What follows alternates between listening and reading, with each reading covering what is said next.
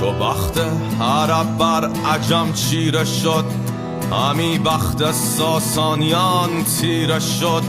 دریغان سر و تاج و اورنگ و تخت، دریغان بزرگی و آن فر و بخت. شود بنده بی هنر شهریار، نژاد و بزرگی نیاید به کار.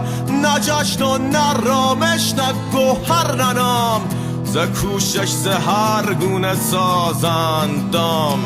بریزند خون از پی خواسته، شود روزگار بد آراسته.